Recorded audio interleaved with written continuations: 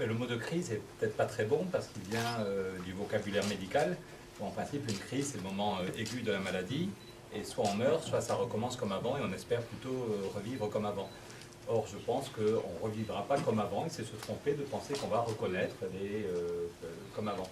Et que pour aussi bien en matière sociale qu'en matière financière, vu les questions de l'énergie, de climat ou les attentes des citoyens, il faut, au lieu de rêver d'un retour à comme avant, au lieu de se dire que là, ça y est, la croissance revient, dans 3 mois, on met des rustines, mais dans 3 mois, ça va recommencer comme avant, je pense que c'est une erreur dramatique et que c'est plutôt une bonne nouvelle de se dire qu'on peut inventer un nouveau modèle où on vivra dans une société d'équilibre, de convivialité, d'innovation, mais c'est tout à fait possible.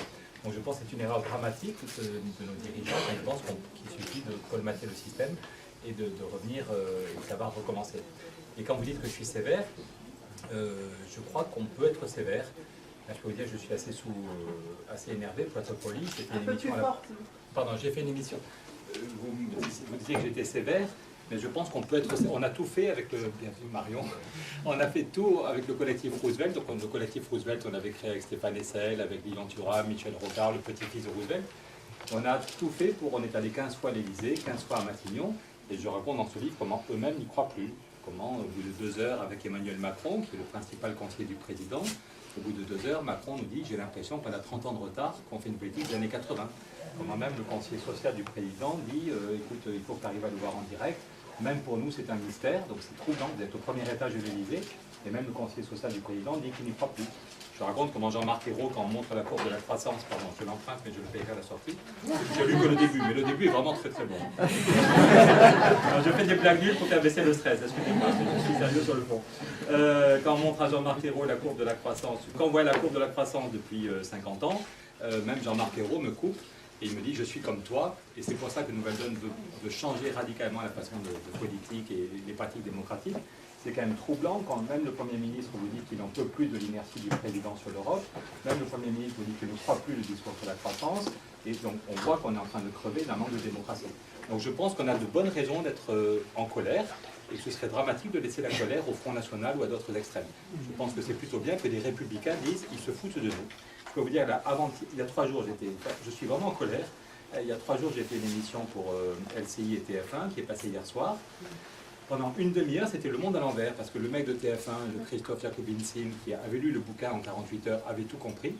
Et j'étais face à un député PS, Christophe Carèche, qui expliquait que la politique d'Emmanuel Valls, ça allait marcher, c'était comme au Canada, ça allait marcher. Et donc c'est plutôt le gars de TF1, a priori ils ne sont pas tous à l'extrême gauche, qui expliquait, mais non, monsieur Carèche, la route du Roux montre très bien comment ce qui a marché au Canada, ça n'est pas du tout transposable. Voilà. Et donc il expliquait, voilà pourquoi ça a marché au Canada, et voilà pourquoi ça ne peut pas, c'est pas un problème de droite ou de gauche, ça ne peut pas marcher en France. Ça va juste diminuer le niveau de vie des retraités, faire des 100 000 licenciements dans le bâtiment, ça ne peut pas marcher. Et Christophe Carèche, pendant toute l'émission, argumentait très sérieusement que si ça allait marcher. Et dès que les caméras se sont éteintes, mais 3 secondes après, quand on a vu la lumière baisser, Christophe Carèche, le député socialiste, éclate de rire. Et il explique, et il éclate de rire. Il dit, oui, je sais, Pierre, je sais pour le Canada, je sais. Et il éclate de rire. Honnêtement, il y a des baffes. Là, les 2 journalistes de TF1 étaient écœurés de ce cinéma. Voilà, donc c'est pas qu'ils ne savent pas. On peut se dire, à cause du cumul des mandats, ils n'ont pas travaillé, ils racontent des blagues, mais si on le prend pendant 1 heure à l'écart, il va... Non, ils le savent. Ils le savent. On est allé 15 fois à l'Élysée, 15 fois à Matignon. Quand on dit que la bulle immobilière est en train d'exploser en Chine, que donc il n'y a aucun espoir d'un retour de la croissance, vraiment le scénario le plus optimiste, c'est une croissance molle. Et cette semaine, on va nous dire qu'on a 0,1 de croissance. François Hollande a dit qu'il y avait un retournement, qui va être encore totalement ridicule jeudi, quand la croissance va retourner. Non, il n'y a pas d'explication. J'étais ce matin avec un journaliste du Nouvel Observateur qui dit que ça n'est pas rationnel. Tout le monde sait que l'INSEE va annoncer une croissance à 0,1 ou 0,2, et le président nous fait des déclarations sur le fait que ça y est, ça n'est pas rationnel. Donc je pense comme citoyen qu'on a tous un cerveau et que peut-être qu'on a pendant trop longtemps voté pour eux en disant ils sont tous bac plus 8, ils ont fait l'ENA, ils ont fait HEC, c'est tous des génies, tandis que moi je ne comprends pas les questions monétaires donc je vote pour eux.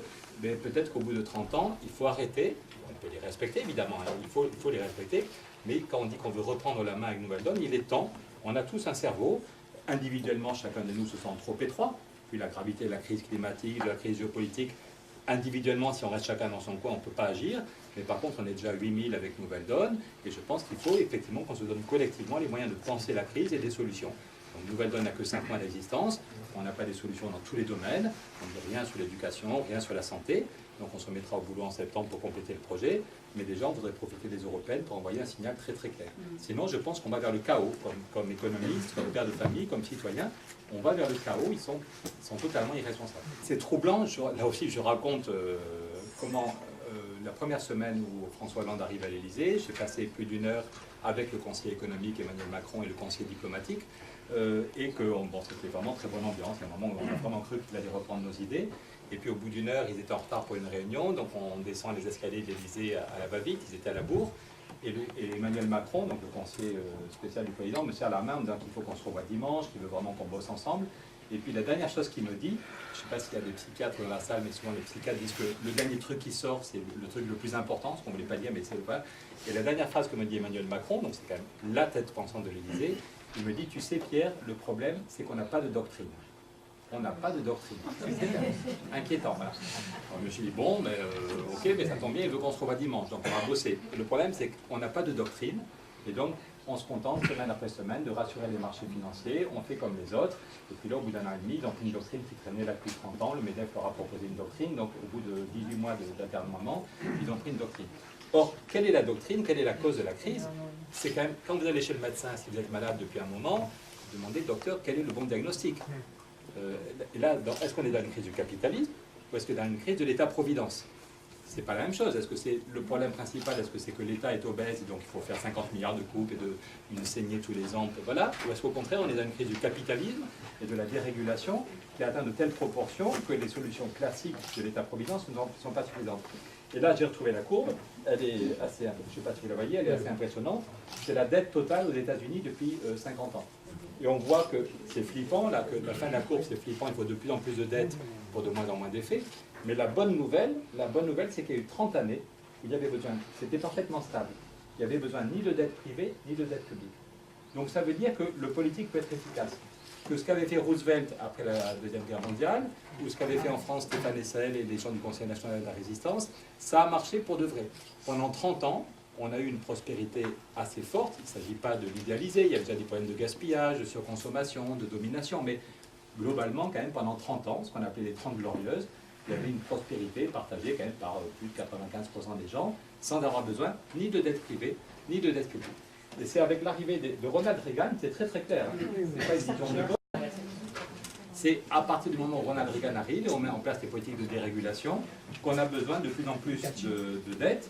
Thatcher en Europe, exactement, c'est la même école. Et on voit parce que la part des salaires, c'est-à-dire ceux qui vont au salaire, aux artisans, à monsieur et madame tout le monde, ceux qui travaillent, a baissé de 10%. C'est colossal. Ceux qui auraient dû aller aux salariés, aux caisses de retraite, aux caisses de maladie ou à l'État, a baissé de 10 points du PIB. Et donc c'est des sommes considérables, je ne sais pas si vous voyez, qui auraient dû aller aux salariés, à la consommation, aux caisses de sécu, qui sont partis vers les marchés financiers. Au total, en 30 ans, aux actionnaires, donc au total, en 30 ans, c'est 150% du PIB, 150%, c'est les chiffres de l'OCDE, hein. Une dette de 90% du PIB, mais on peut dire qu'il y a une dette des marchés financiers vis-à-vis des peuples qui est de 150% du PIB. Voilà. Ça change un peu la nature. Du coup, est-ce qu'il faut faire encore de l'austérité? Est-ce qu'il faut encore baisser les salaires ou bloquer les salaires parce qu'en Allemagne, ils vont faire encore plus que nous? On a l'impression que le but, c'est d'être les plus compétitifs du cimetière. Et donc l'Allemagne et le Japon ont encore plus baissé que nous, donc on va encore plus baisser que nous.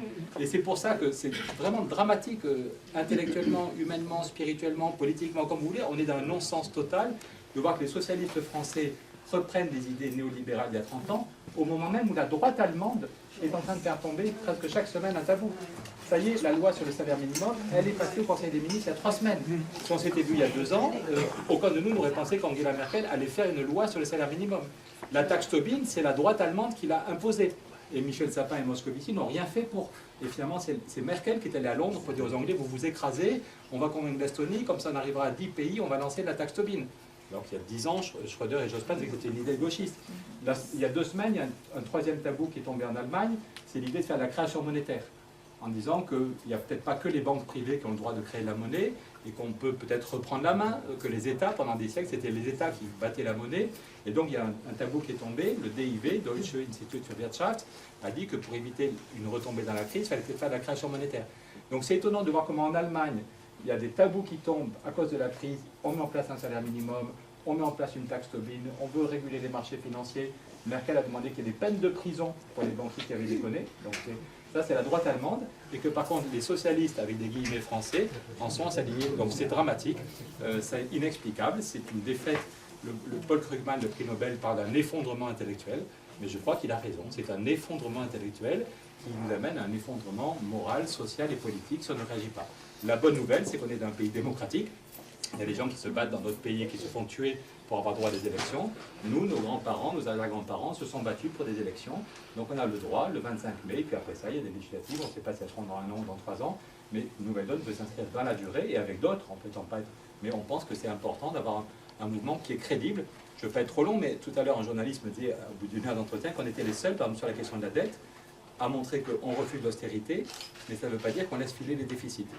Sinon, dans tout le spectre politique, il y a ceux qui vous disent, bon, l'austérité, tout le monde le fait, hein. L'UMP et le PS vous disent qu'il faut faire l'austérité, et puis il y en a d'autres qui vous disent, on peut laisser filer les déficits, ils nous font chier à Bruxelles, on n'a qu'à laisser filer les déficits. On est les seuls, je crois, à montrer qu'on peut calmer la dette et maîtriser les déficits sans austérité. Par exemple, si on finance la dette publique à 1%, les banques se sont financées à 1%, on montre que sans changer les traités, donc la semaine prochaine, si on veut, on peut financer la dette publique à 1%. Ça ferait 20 milliards d'économies chaque année. On montre comment, en luttant contre les paradis fiscaux, comme l'a fait Obama, ça a été un bras de fer pendant 6 mois, mais Obama n'a pas fait grand-chose, on peut être déçu, mais ça au moins il a fait. Ça y est, dans 2 mois, il n'y aura plus aucun secret bancaire pour le fisc américain. Les banques suisses seront totalement transparentes au 1er juillet, ce qu'on appelle la loi FATCA. Si on faisait pareil en France, on récupérerait au moins 10 ou 15 milliards. On montre comment on peut lutter contre le dumping fiscal. Il n'y a pas une baguette magique, il n'y a pas un seul levier, mais on montre comment, en jouant sur 4 leviers, on peut calmer la dette, on peut aller vers l'équilibre des finances publiques sans baisser les retraites, sans bloquer les salaires des fonctionnaires, sans faire 11 milliards d'économies dans les budgets de la santé. Voilà. Donc on essaye à chaque fois, et c'est peut-être pour ça qu'on rassemble, on est très heureux de voir tout à l'heure, il y aura Suzanne Georges, qui est une des fondatrices d'Attaque, et en même temps, parmi les fondateurs de Nouvelle Donne, il y a quelqu'un comme Patrick, je ne sais plus où est-ce qu'il s'est mis, Patrick Bobillard, qui est un chef d'entreprise qui vient du Modem, il y a Alain Godard, donc on a en même temps des jeunes, des vieux, des paysans, des salariés, des patrons de PME, des gens qui viennent du front de gauche et des gens qui viennent du Modem, et on est très heureux de cette diversité, et puis surtout beaucoup de gens qui n'ont jamais fait de politique. Et je pense que si on rassemble aussi largement, c'est qu'on fait des propositions concrètes. Non, c'est vraiment inquiétant. Alors, il ne s'agit pas d'idéaliser Roosevelt, parce que lui-même n'a jamais dit qu'il était un demi-dieu, mais simplement quand Roosevelt arrive au pouvoir, le pays est sinistré. Donc c'est en 1933, pour ceux qui sont nuls en histoire, je l'étais il y a quelques années. Et donc quand Roosevelt arrive, il y a 14 millions de chômeurs, l'activité industrielle a été divisée par 2 depuis la crise de 29, et les gens sont convaincus qu'il n'y a pas de solution. Que s'il y avait des solutions, ça se saurait, le président précédent l'aurait fait. Et Roosevelt, alors qu'il est plutôt jeune et qu'il est paralysé, puisqu'il était malade, eh bien, il va créer une dynamique dans le pays, il va rassembler le pays, il fait passer 15 réformes en 3 mois, vous l'avez dit. Toutes les semaines, il parle à l'intelligence des citoyens. Il est à peine arrivé à la Maison-Blanche depuis 1 heure, qu'il explique à la radio, mes amis, il prend les gens comme des amis, comme des citoyens adultes, mes amis, je vais vous expliquer comment marchent les banques. Et voilà la réforme des banques que cette semaine, je vais demander au Congrès d'approuver. C'est pas dans 8 mois, voilà. Et le lundi, le Congrès approuve, les 2 chambres du Congrès approuvent la réforme bancaire. Elle est signée par le président et elle s'applique le lendemain. Et la semaine suivante, c'est mes amis, je vais vous expliquer pourquoi les caisses sont vides. Parce que le Texas baisse son impôt, la Floride baisse son impôt, l'Arkansas baisse son impôt. Et donc les entreprises font du tourisme fiscal. Et donc Roosevelt explique ça, et il dit que si on veut éviter que les caisses soient vides, il faut créer un impôt fédéral sur les bénéfices, et que l'impôt soit le même partout. Et qu'on va taxer à 40% au Texas et en Floride. Bon, les actionnaires sont furieux, ça gueule pendant 2 semaines, mais il fait passer la loi sur l'impôt fédéral. Et encore aujourd'hui, aux États-Unis, le taux d'impôt sur les bénéfices est à 40%, en fait 38 pour être précis, alors qu'en Europe, il est tombé à 25%. Voilà. Et Emmanuel Valls nous a dit la semaine dernière qu'il fallait encore baisser notre impôt. C'est incroyable. Il n'y a jamais eu autant de bénéfices, mais on va encore baisser l'impôt parce qu'il y en a encore un qui l'a fait encore plus. Voilà. Tandis que Roosevelt fait exactement le contraire, et ça marche. Les banquiers grognent, ils séparent les banques de dépôt et les banques d'affaires en disant vous avez le droit de faire des banques d'affaires, mais je ne suis pas obligé du tout de vous garantir. Vous n'avez pas besoin de la garantie publique.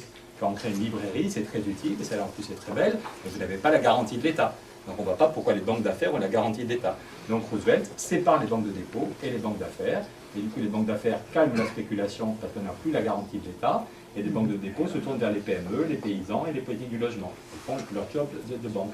Il fait une fois, c'est mes amis, je vais vous expliquer pourquoi le revenu des paysans a tellement diminué, et voilà les 2 réformes des marchés agricoles que cette semaine je fais approuver par le Congrès. Donc il fait passer 15 réformes en 3 mois, et en plus il met en scène, dans le bon sens du terme, des ouvriers, des paysans, des retraités qui se relèvent. Et il demande aux informations au cinéma, il demande à la radio, il demande à des romanciers de mettre en scène des hommes et des femmes qui retrouvent leur liberté, qui retrouvent leur dignité, et ça donne envie à d'autres de se relever. Donc c'est pas Roosevelt, sauveur du monde tout seul, c'est Roosevelt, élu par les citoyens, qui parle aux citoyens, qui leur dit pourquoi, d'où vient la crise et comment on peut en sortir, et qui met en scène le fait que c'est pas lui tout seul, mais qu'on est des millions à se retrousser les manches. Mais on comprend bien que c'est pour vous une source d'inspiration, en tous les cas, dans la dynamique. Oui, oui, alors le monde a changé en 1933, par exemple, la question du climat n'était pas du tout... il ne s'agit pas d'idéaliser, mais ça a marché.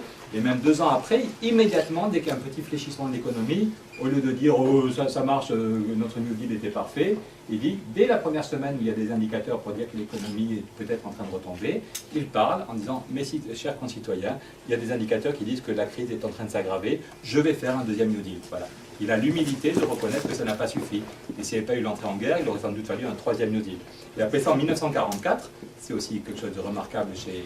2 autres choses encore remarquables chez Roosevelt, c'est quand il y a Pearl Harbor et l'attaque des Japonais qui fait que les États-Unis veulent entrer en guerre, il fait un discours dès le lendemain où il explique qu'il va falloir produire 60 000 tanks, 100 000 avions pour être capable de faire reculer les nazis et l'armée impériale du Japon. Et immédiatement, il y a tous les grands patrons de l'industrie qui viennent nous voir en disant « Monsieur le Président, votre discours était magnifique, mais nous voulons vous alerter sur les difficultés, nous aurons du mal à produire autant d'avions et autant de tanks. » Et Roosevelt a dit tranquillement « Mes amis, vous n'avez pas compris. Vous allez arrêter de faire des voitures, vous allez arrêter de faire votre production habituelle. » Et il tord le système économique. En gros, il prend la partie de l'économie qui marche le mieux et il la tord sans la casser, mais pour la mettre au service du bien commun qui, ce jour-là, est le fait de rentrer en guerre contre les nazis. Voilà.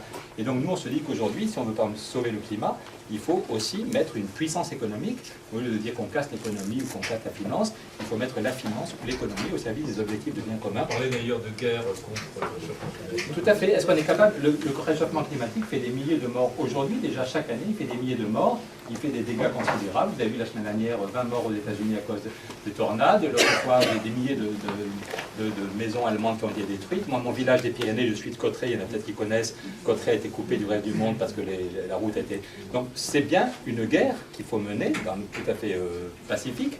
Mais si on veut éviter... La dernière étude du GIEC, on est très content parce que Jean Jouzel, un des meilleurs climatologues d'Europe, nous a rejoint. On va faire une conférence de presse vendredi avec Jean et Valérie Masson-Delmotte pour montrer qu'on peut prendre le taureau par les cornes.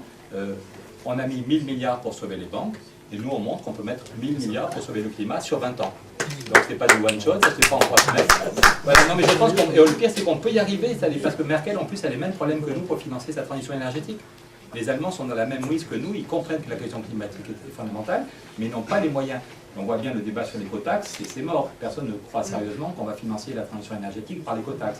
Par contre, si on mettait 1000 milliards, ce qu'on a fait pour les banques, et personne n'a hurlé, et ça n'a pas fait d'inflation, si on disait qu'on a 1000 milliards, chaque année, la France aurait 20 milliards, un droit de tirage de 20 milliards à taux zéro. Et donc à Bordeaux, à Toulouse, à Cauterets, à Brest, on pourrait isoler nos maisons, isoler nos bâtiments. Ça pourrait créer 200 000 emplois et on ferait des économies sur nos factures d'énergie. Et ça permettrait peut-être de sauver le climat. Donc si on peut créer 200 000 emplois, économiser tous en moyenne 800 € chaque année et peut-être sauver le climat, ça vaut le coup. Et donc il n'y a pas de tabou sur les questions de création de... Donc là, on était clairement sur le programme de Nouvelle Donne pour les Européens. Oui, pardon, je suis là pour vous parler de mon livre et du programme. En fait, on l'a fait un peu en même temps, donc je me suis un peu inspiré, les copains de Nouvelle Donne vont gueuler, mais j'ai un peu pioché dans le programme qu'on a fait en même temps. Voilà, non, mais là, clairement... Non, je plaisante. Tous les mots sont usés. Le problème, c'est que le fédéralisme, Barroso met en avant le fédéralisme. Certains nous disent que nous aussi, à Nouvelle Donne, on est fédéraliste, alors qu'on n'est quand même pas d'accord avec beaucoup de choses de Barroso. Donc, si vous voulez, c'est comme...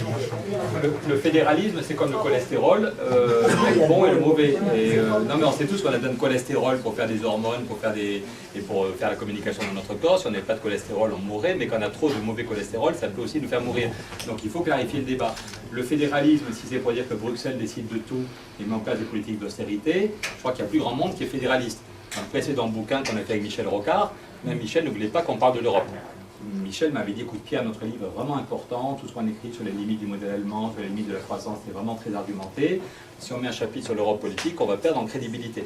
Donc c'est étonnant de voir comment l'Europe est devenue un tel repoussoir qu'il y a un an, quand on finissait le précédent bouquin, même Rocard ne voulait plus parler de l'Europe. Il a fallu 1 heure pour que je le convainque. Voilà. Donc ça veut dire quand même que l'Europe est devenue un vrai repoussoir.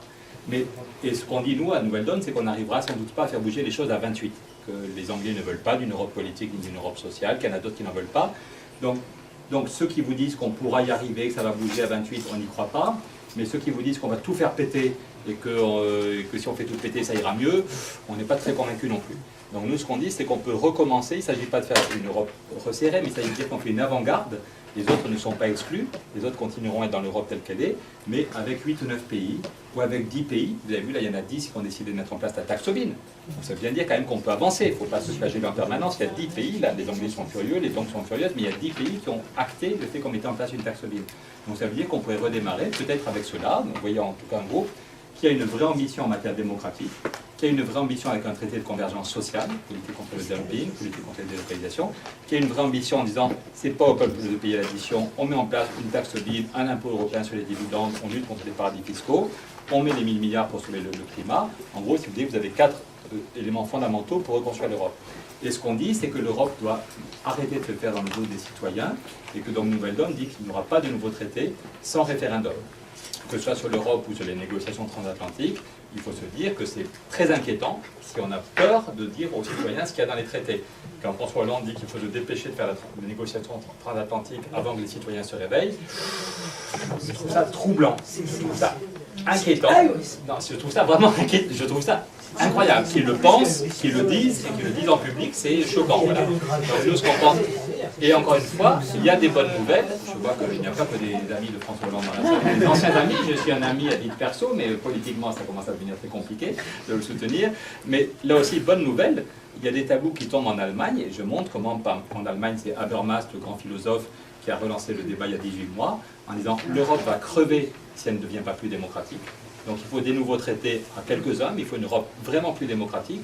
Et il faudra donner la parole aux citoyens allemands par un référendum. C'est la première fois depuis la fin de la Deuxième Guerre mondiale, il n'y a pas eu de référendum depuis l'époque nazie. Et en gros, les dirigeants allemands se méfient un peu du peuple. Voilà. Et il y a un tabou qui est tombé, il y a un tabou qui est tombé il y a 18 mois, et tous les dirigeants de droite, de gauche, les écolos ont dit Habermas a raison, il faut une double révolution démocratique au niveau européen et faire adopter par référendum. C'est la première fois que les Allemands seront consultés par référendum s'il y a des nouveaux traités. Donc ce qu'on propose, c'est, en fait, Habermas a eu l'idée et on la reprend à notre compte, c'est de dire que le référendum serait le même jour dans tous les pays, dans les 8 ou 9 pays, pas les 28, mais, et que du coup ce serait le même jour ou le même week-end en France, en Allemagne, en Espagne, en Italie. Et donc ce n'est pas un référendum pour ou contre Hollande, pour ou contre Rajoy, pour ou contre Merkel, c'est est-ce que oui ou non vous voulez une Europe vraiment démocratique, une Europe qui essaye de sauver le climat, une Europe qui lutte contre les lobbies. Marion est là et tout à l'heure on parlera du poids des lobbies dans les décisions, aussi bien les lobbies bancaires, les lobbies pharmaceutiques, ça devient dramatique au niveau français comme au niveau européen. Est-ce qu'on donne la parole aux citoyens? Est-ce qu'on met les lobbies dans leur niche? Ils ont le droit d'exister, mais c'est pas eux de prendre les décisions. Et donc je pense que le pari qu'on fait, c'est qu'on peut trouver 8 ou 9 pays ou 10 pays qui sont prêts à partir là-dessus. Une méthode, excusez-moi si je suis trop long, mais c'est à mon avis important parce que comment est-ce qu'on arrive à changer l'Europe? On se dit que pendant un an, on va expliquer nos idées et on va aller voir, se faire des alliés dans tous les pays qu'on veut mettre en mouvement. C'est-à-dire au lieu de rester dans le huis clos des négociations, parce que si on reste dans le huis clos, il y a des sujets qu'on ne met pas sur la table, parce qu'on sait que les Anglais ne sont pas d'accord, parce qu'on sait que Merkel n'est peut-être pas d'accord tout de suite. Donc ça n'a pas l'air de vous gêner trop que les Anglais ne soient pas d'accord. Non, non, mais sans rire, j'ai déjeuné il y a quelques mois, non mais c'est vrai, j'ai déjeuné avec Denis McShane, l'ancien ministre de Tony Blair, il était de passage à Paris, un ami nous a fait nous rencontrer. Et Denis disait que sans doute l'Angleterre avait mis le doigt dans l'engrenage et allait partir, qu'il y avait un référendum qui était prévu et sans doute ils vont dire voilà. Et je me souviens du discours de Churchill en 1946. Churchill est venu sur le continent, à Zurich, et il a dit qu'il fallait créer les États-Unis d'Europe, qu'il fallait une puissance politique avec une monnaie, avec une diplomatie. Il a dit l'Angleterre sera le meilleur ami à l'extérieur. Donc Churchill en 1946, alors qu'il venait d'envoyer des milliers d'hommes se faire tuer pour notre liberté, donc on ne peut pas douter de son amitié quand même, il a envoyé des milliers d'hommes se faire tuer pour nous aider à nous libérer. Mais il dit on a besoin d'une puissance politique, et l'Angleterre, vu sa culture, vu son histoire, on est une île, et on sera le meilleur allié, on sera une passerelle entre les États-Unis d'Amérique et les États-Unis d'Europe. Eh bien tant mieux, ce sera effectivement nos meilleurs amis, il n'y a aucun doute, mais c'est pas grave, on peut avoir des amis qui n'habitent pas dans la même maison que nous, c'est pas très grave. Et ça il vaut mieux avoir des amis qui sont un peu de l'autre côté du Chanel et en une heure on va les voir et on leur fait la bise, on mange avec eux, plutôt que des gens avec qui on s'engueule parce que finalement on n'est jamais d'accord. Donc il vaut mieux qu'on clarifie. Donc on est sur l'idée qu'on relance à quelques-uns et après ça, si on n'est que 10 au début, c'est pas grave, mais s'il y en a qui veulent nous rejoindre 3 ans plus tard ou 5 ans plus tard, ils seront les bienvenus, mais sur cette ambition sociale, démocratique, écologique. Dernier point, comment on fait? Donc on va les voir, je dis on se fait des alliés.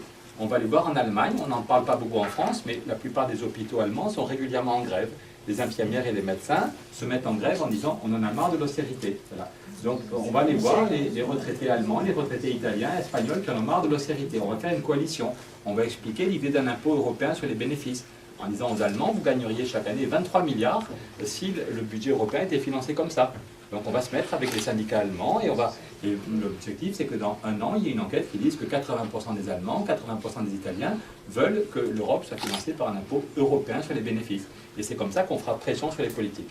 Et dernier point, on dit que si dans un an ou dans 18 mois on n'a pas obtenu ce qu'on veut, la France fait la politique de la chaise vide, comme De Gaulle en son temps, ou qu'on arrête de payer notre part du budget parce qu'on estime que ce serait par un autre moyen qu'on devrait. Donc il ne s'agit pas.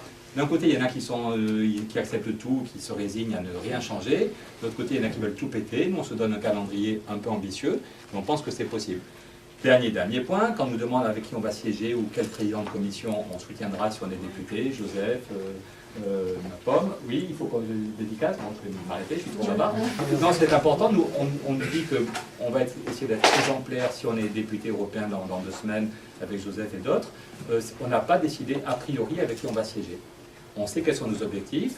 Il y a déjà 3 groupes, on nous fait comprendre qu'on pourrait les rejoindre. Et donc on sera transparent dans la négociation. Toutes les semaines, on dira voilà nos objectifs, voilà où on en est des négociations. Et c'est les adhérents de Nouvelle Donne qui, le 10 juillet, voteront pour dire est-ce que oui ou non, on peut signer un pacte pour 5 ans avec tel ou tel groupe. Désolé pour mon retard. Si vous voulez lire le bouquin, je crois qu'il est disponible. On est dans une bonne librairie. Et puis le 25 mai, n'hésitez pas et vous pouvez en parler à des amis. Plus on sera nombreux à voter, plus le signal sera clair.